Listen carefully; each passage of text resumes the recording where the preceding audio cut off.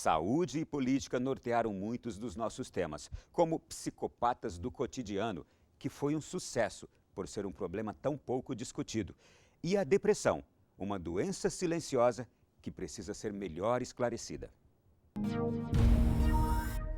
A situação do psicopata no cotidiano é muito sutil e é muito delicada, né? As pessoas são muito sedutoras, muito gentis, procuram fazer com que nos afeiçoemos a eles, mas eles não se afeiçoam a ninguém. É algo bem delicado, né, Josiane? Então, a gente vê que eles muitas vezes usam de mentiras para conseguir ludibriar suas vítimas, são mentirosos contumazes, repetidas vezes aplicam golpes e convencem de uma forma fabulosa, são exímios manipuladores dos sentimentos alheios. Essas características que a senhora acaba de nos apresentar, elas são para todos os psicopatas? Para todos os psicopatas.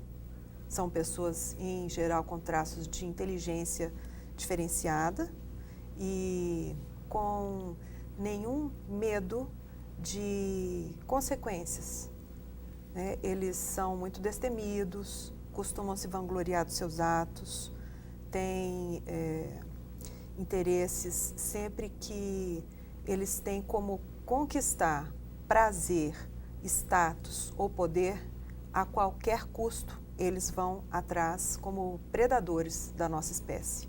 Eu acho que no cotidiano são pessoas que dificilmente nós vamos conseguir identificar na convivência, num trabalho, por exemplo, porque eles são muito sutis, né?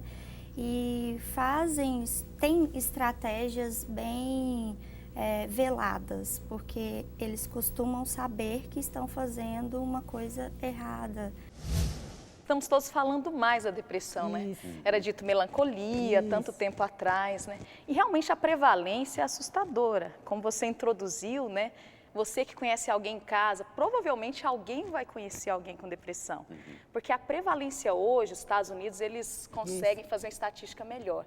Uma mulher tem chance na vida, 20% das mulheres podem ter depressão. É extremamente alto a prevalência. E por que essa prevalência maior também entre nas as mulheres? Isso é interessante. Nos homens chega a 12%. Bom, antes a gente imaginava essa questão de oscilação hormonal, né, de demanda para a mulher. Mas hoje um estudo recente demonstrou que o homem, ele identifica menos a depressão que a mulher, ele procura menos, mais, né? mascara mais, e a depressão no homem às vezes aparece de outras formas, sintomas físicos, dores inexplicáveis, sabe? Ele joga para o corpo, porque eu acho que o homem tem uma pressão de dar conta, de não se sentir fraco, que está em geral na sociedade, mas ainda é maior no homem.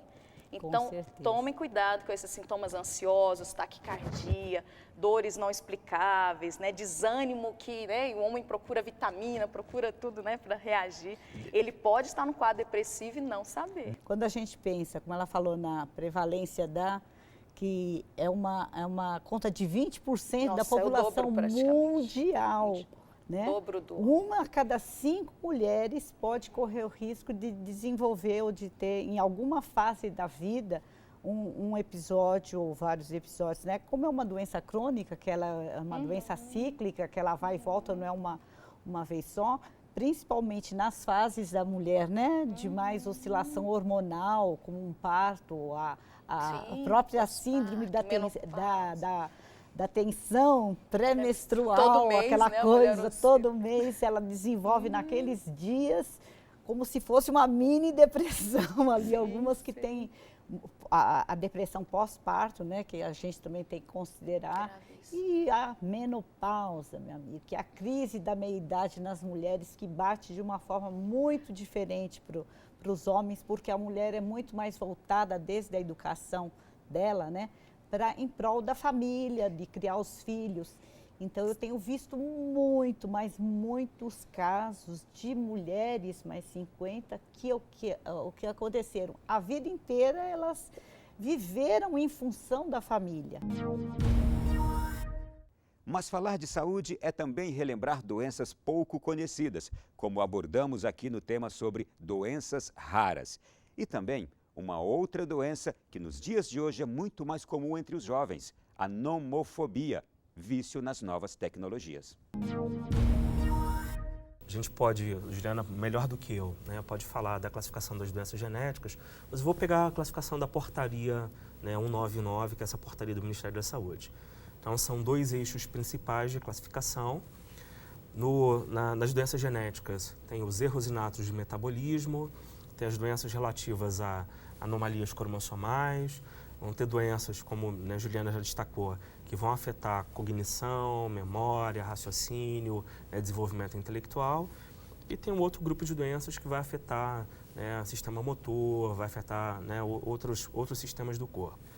E do outro lado, né, a gente tem um outro conjunto enorme de doenças que vão desde formas de reumatismo um pouco mais raras de aparecer na população, lúpus, né, dependendo do estado brasileiro que você fale, lúpus pode ser considerado uma doença rara, o próprio gigantismo, né, a acromegalia que eu me referi há pouco, uma doença que afeta muito a população aqui de Brasília, que é a hipertensão pulmonar arterial, que é, por exemplo, é um erro, né, na compensação da circulação sanguínea entre o coração e o pulmão.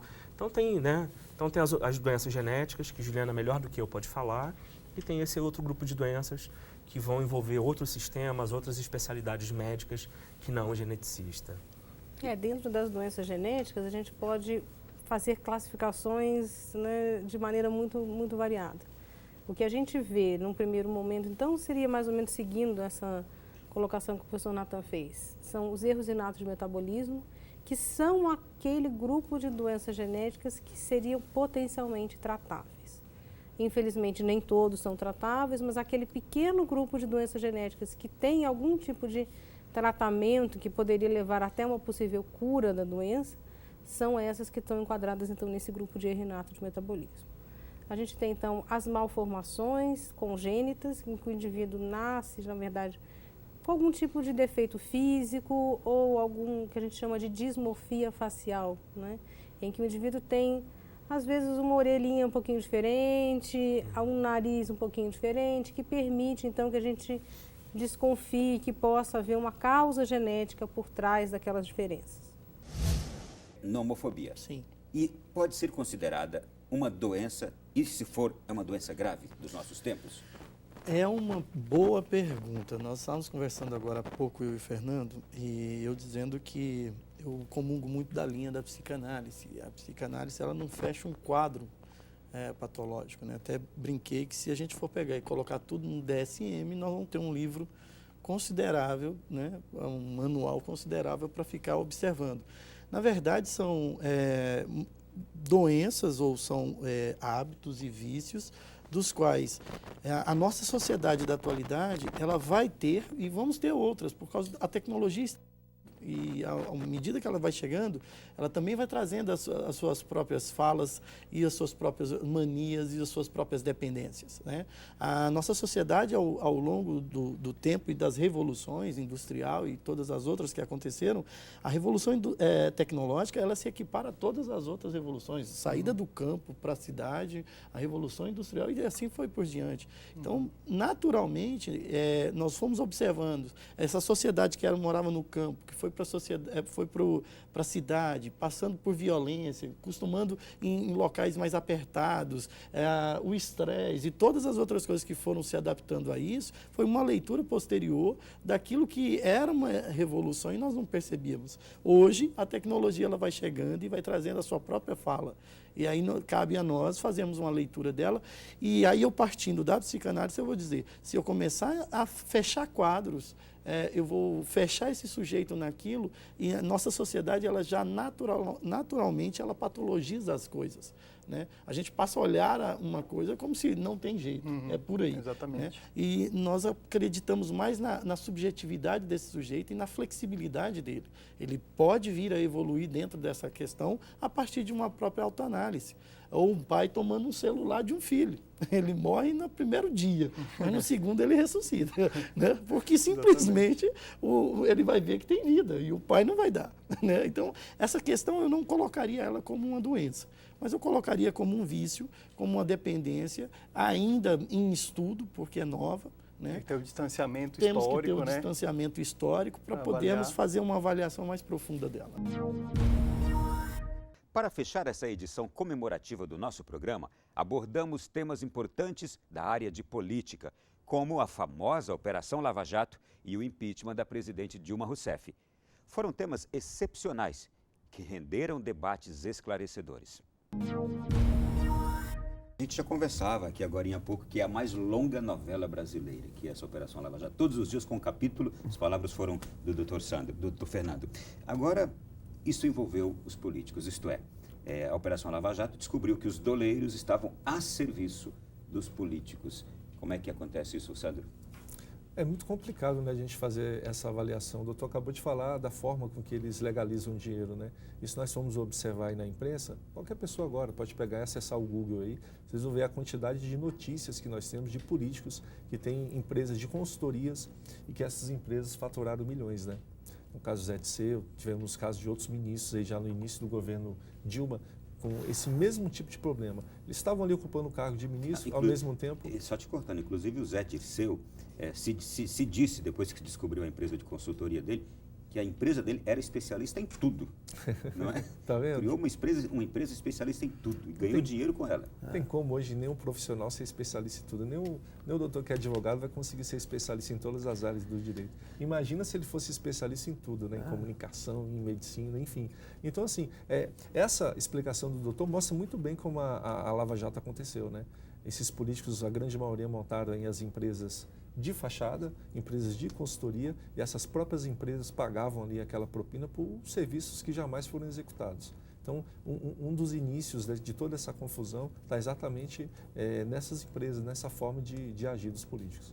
Bom, para se chegar aí à investigação, ela foi pouco a pouco descobrindo, e aí que foi descobrindo o envolvimento dos grandes nomes da política brasileira e do atual governo. Exato, exato. A partir da investigação em 2009, iniciada lá em Curitiba, por isso que os processos tramitam por lá, a não ser aqueles que têm o foro por prerrogativa de função, houve interceptação telefônica naquele procedimento iniciado em 2009, e aí começou-se a estender e chegou-se na suposta contratos de licitação, né, da Petrobras com superfaturamento e pagamento de propina. E aí essa investigação veio estendendo aí com toda essa situação, tornando-se uma verdadeira novela, mais longa de todas. Já temos aí março de 2014, estamos com 1 ano e meio nessa notícia diária a respeito, né? E com certeza, até o momento, é o maior escândalo de corrupção que a gente tem no Brasil, e nas palavras do ministro Marco Aurélio, fez do mensalão um processo digno do juizado de pequenas causas. Pergunto para os senhores tecnicamente, o que é pedalada e se teve pedalada ou não teve? Teve sim. O professor quer falar? Não, na verdade, eu acredito que houve a pedalada. Eu vou ser mais pautado no jurídico do que na economia, do que o professor Carlos é até mais claro do que eu nesse ponto. Mas a lei de responsabilidade fiscal é muito clara, ou seja, o governo não pode pegar empréstimos com bancos oficiais sem autorização ou contrair empréstimos sem autorização para financiar qualquer, por mais importante que seja o projeto. Você tem uma regra a ser seguida, você tem todo um procedimento jurídico a ser seguido nesse passo. Ou seja, o governo não cumpriu e é um crime de responsabilidade quando ele faz isso. Ou seja, quando ele realizou isso, ele realizou uma pedalada. Quando ele pegou o empréstimo, não colocou isso nas suas contas, alegando que não houve este empréstimo inicialmente, então a gente pode falar assim em pedalada fiscal e pode falar assim no crime de responsabilidade neste caso. Economicamente? Não tem a menor dúvida. Como explicar isso em detalhes economicamente? Detalhes, vamos dizer. O professor sabe, quer dizer, a tradição que vem do rei João Sem Terra na Inglaterra, no século XIII, onde o rei, o governante, para fazer uma despesa, ele precisa ter autorização dos representantes do povo. Ou seja, fazer despesa fiscal sem autorização dos representantes do povo é crime. Esse foi o primeiro ponto do crime de responsabilidade. Quer dizer, foram feitos decretos que autorizaram despesas. A presidente até confessou isso claramente no Palácio do Planalto, que foi para atribuir recursos para o Minha Casa Minha Vida, etc. Não está em jogo o mérito. Ela, ao fazer, ela tem que ir ao Congresso, ela tem que ter autorização, tem que ter um decreto autorizativo, isso até tem o rito processual que ela quer gastar. Se ela quer fazer um déficit maior do que está previsto na lei orçamentária, ela também tem que ir ao Congresso e pedir autorização, obter autorização para ter um déficit maior. Então, ponto final, não tem a menor dúvida. O outro lado é o uso dos bancos controlados pela União para fazer a despesa. Abro parênteses para um exemplo. A minha experiência no Banco Central mostra que as liquidações bancárias, as grandes quebras de bancos no Brasil começaram, em muitos casos, com crédito do banco ao controlador. Durante esses 5 anos, ficamos honrados em entrar todas as segundas-feiras na sua casa. É inspirador gerar e contribuir para discussões saudáveis, levar evangelização e conhecimento. Com a graça de Deus, vamos continuar caminhando juntos. Muito obrigado e até a próxima segunda-feira com um novo programa.